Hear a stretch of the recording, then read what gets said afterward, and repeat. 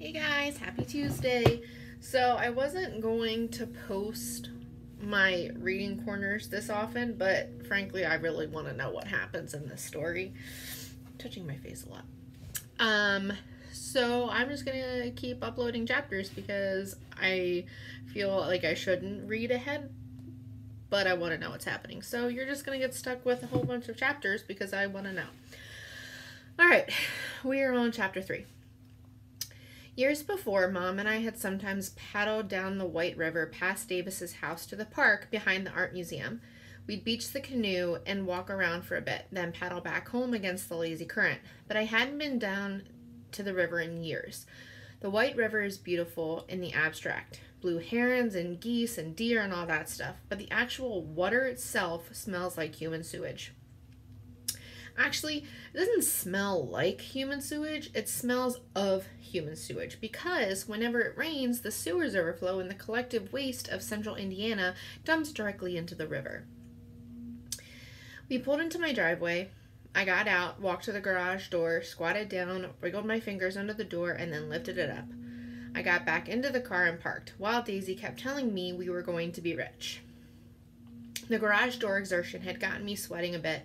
So when I got inside, I headed straight for my room and turned on the window AC unit, sat cross-legged on my bed, and let the cold air blow against my back.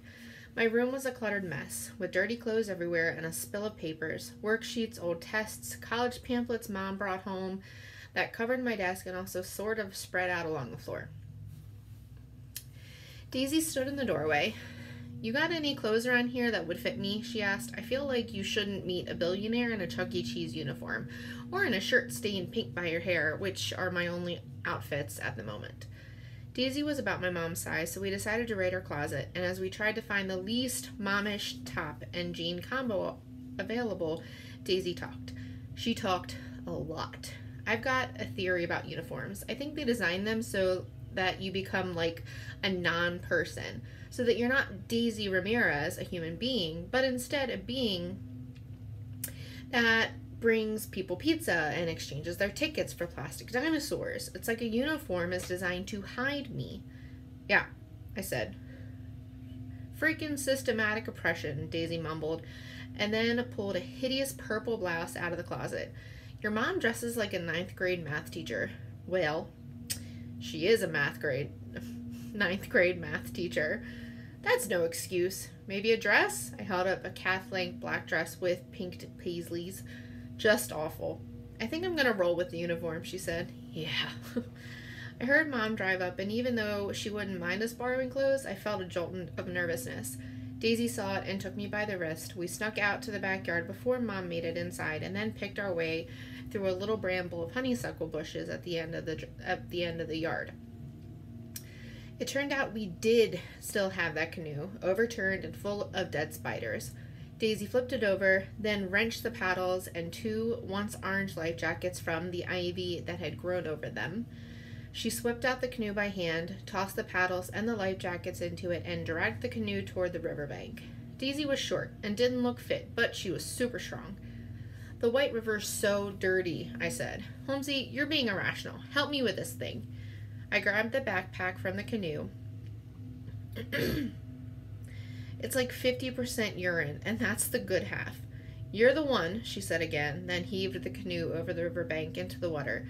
She jumped down the bank into the little peninsula of mud, wrapped a too small life jacket around her neck, and climbed into the front of the canoe. I followed her, settled into the rear seat, and then used the paddle to push us out into the river.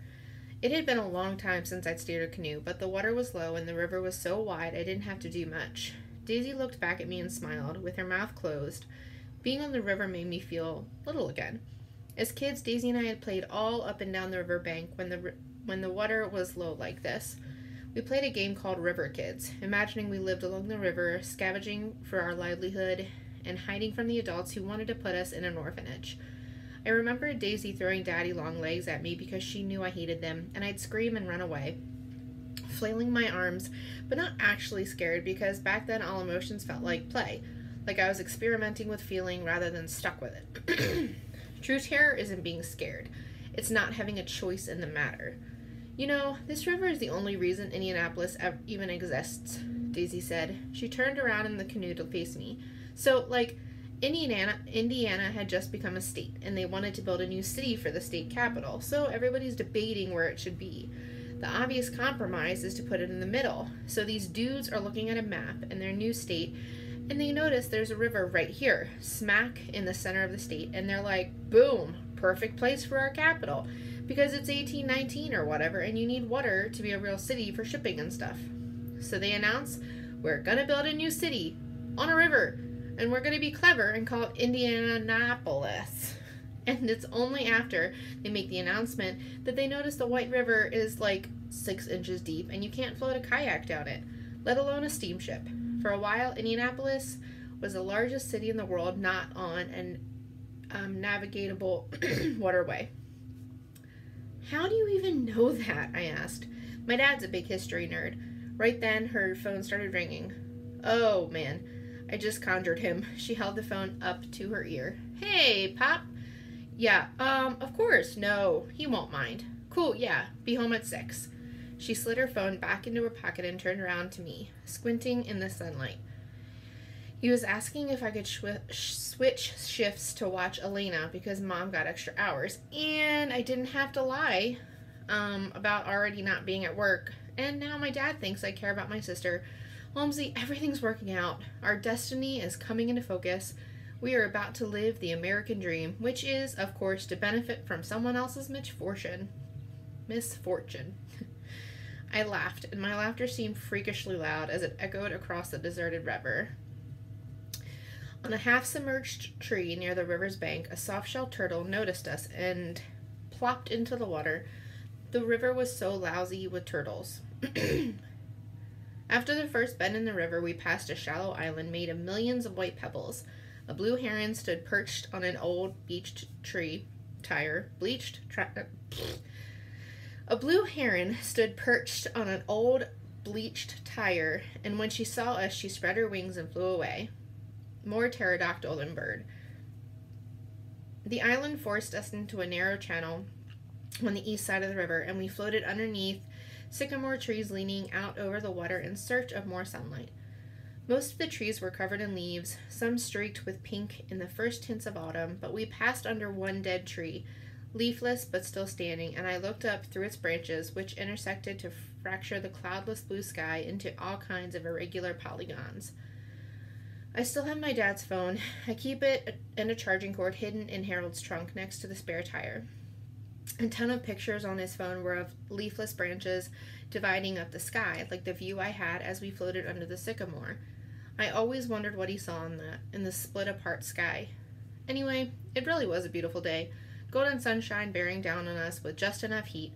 I'm not much of an outdoor cat, so I rarely have occasion to consider the weather, but in Indianapolis, we get 8 to 10 probably beautiful days a year, and this was one of them. I hardly had to paddle at all as the river bent to the west. The water crinkled with sunlight. A pair of wood ducks noticed us and took off, their wings flapping desperately. At last, we came to the bit of land that as kids we named Pirates Island. It was a real river island, not like the pebble beach we'd paddled past earlier. Pirate Island had thickets of honeysuckle and tall trees with trunks gnarled from the yearly spring floods. Because the river has so much agricultural runoff, there were crops too, like tomato and soybean plants sprang up everywhere, well fertilized by all the sewage. I steered the canoe into an algae-soaked beach and we got out to walk. Something about the river had made Daisy and me quiet, almost unaware of each other. We wandered in different directions.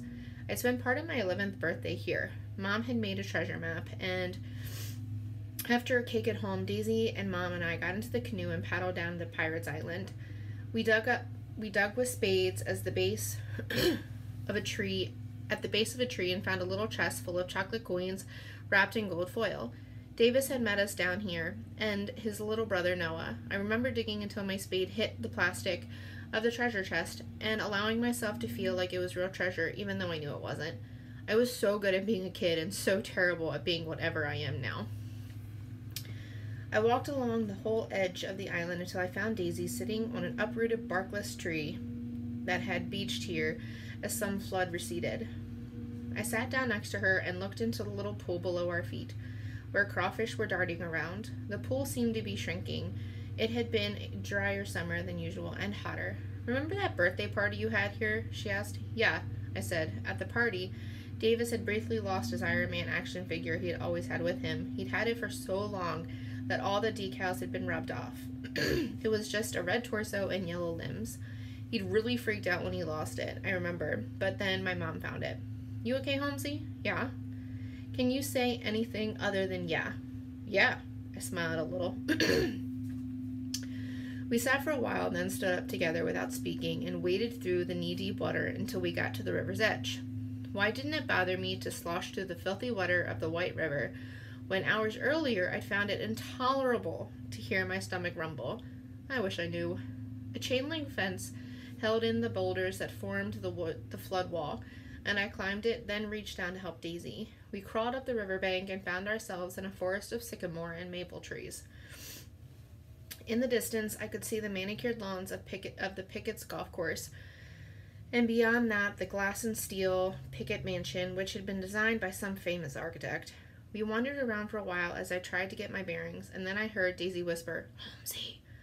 I picked my way through the woods toward her. She'd found a night vision camera mounted to a tree about 4 feet off the ground. It was a black circle, maybe an inch in diameter, the kind of thing you'd never notice in a forest unless you knew to look for it. I opened up my phone and connected to the night vision camera, which wasn't password protected. In seconds, photos started downloading to my phone. I deleted the first 2, which the camera had taken of us, and swiped past a dozen more from the past week. Deer and coyotes and raccoons and possums, all of them either daytime shots or green silhouettes with bright white eyes. "Don't want to alarm you, but there's a golf cart headed in our vague direction," Daisy said quietly. I looked up. The cart was still a ways away. I swiped through more pictures until I got back to September 9th. And there, yes, in shades of green, I could see the back of a stocky man wearing a striped nightshirt. Timestamp 1:03 a.m.